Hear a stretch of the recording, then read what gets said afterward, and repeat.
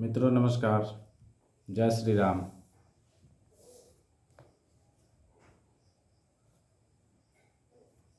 भोले बाबा के बारात की तैयारी, अनोखा बारात, अनोखी शादी, क्योंकि बाबा खुद अनोखे हैं।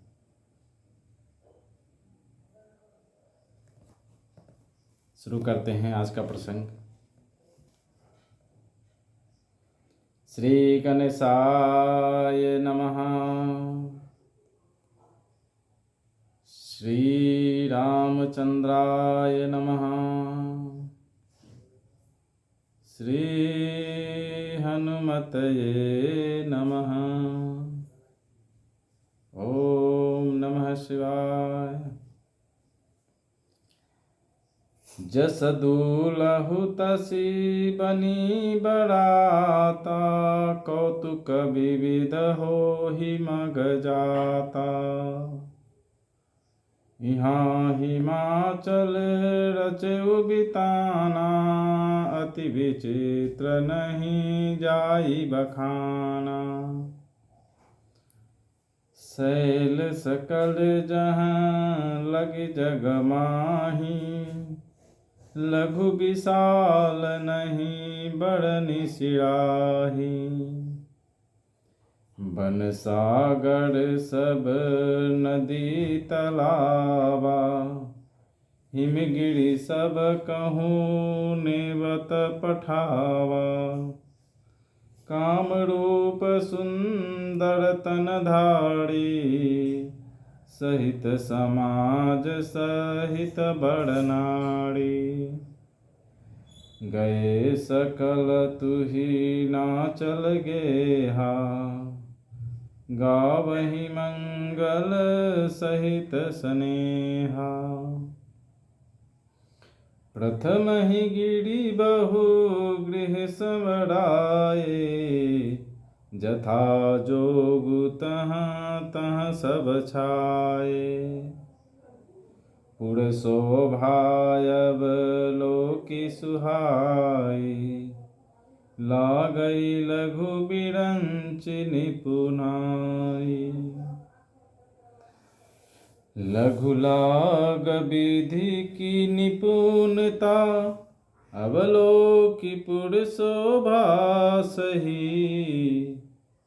वन बाग कुप तड़ाग सरिता, सुभग सब सक को कही।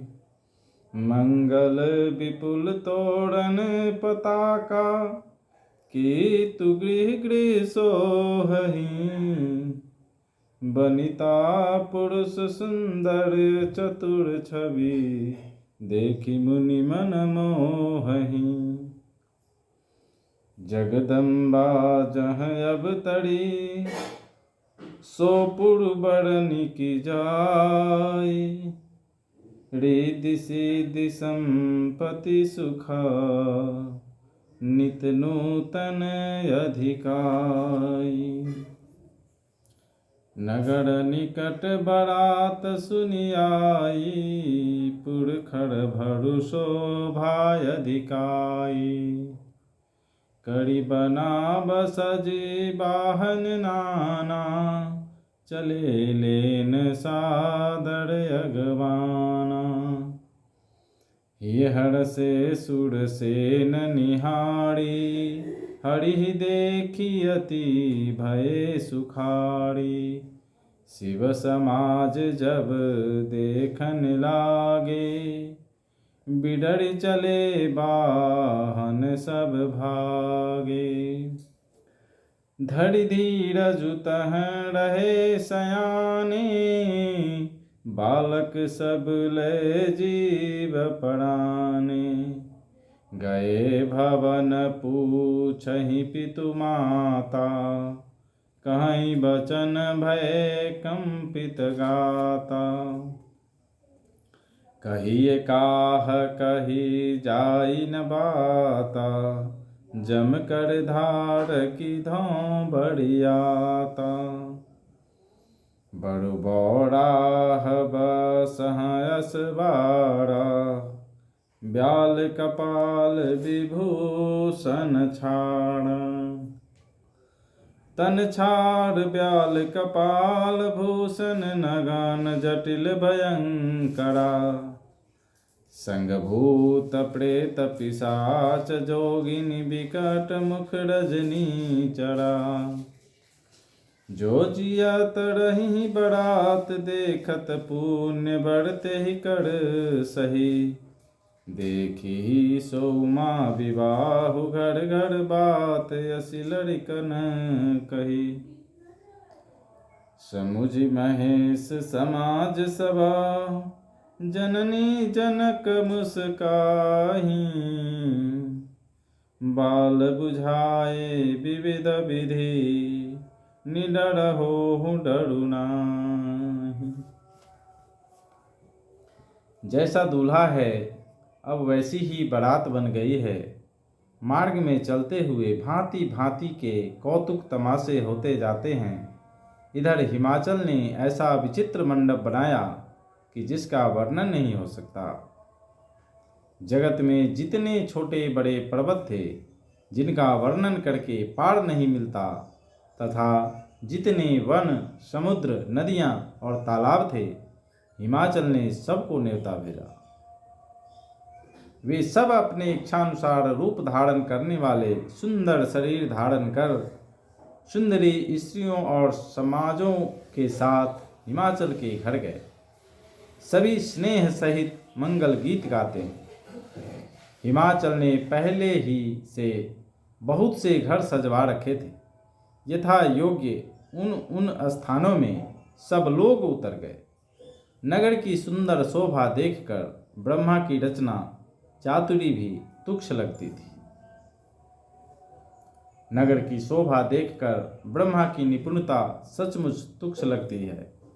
वन बाग कुएं तालाब नदियाँ सभी सुंदर हैं, उनका वर्णन कौन कर सकता है।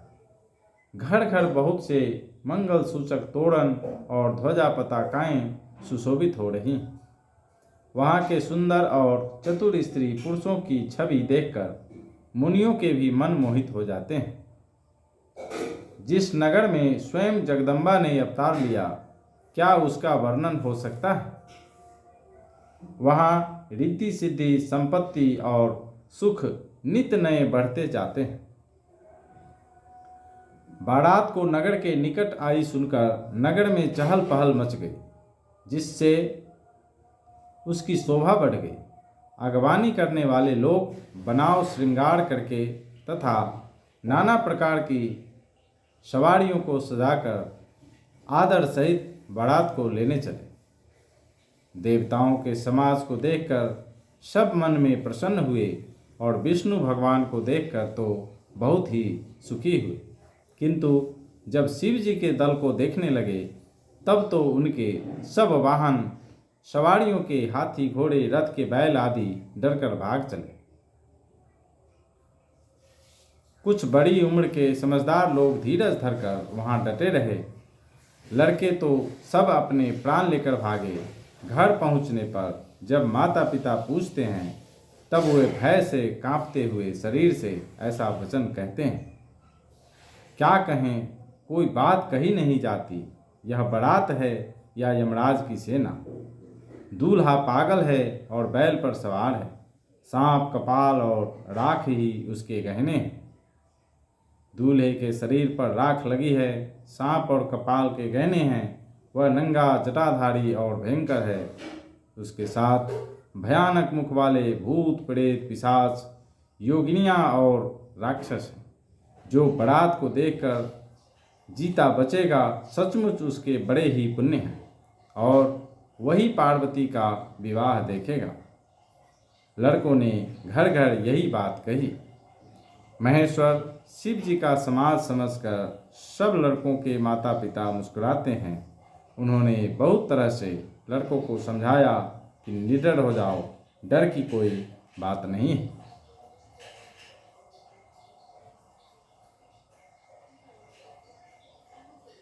मित्रों, आज के लिए इतना ही। मिलते हैं फिर नए प्रसंग में। तब तक के लिए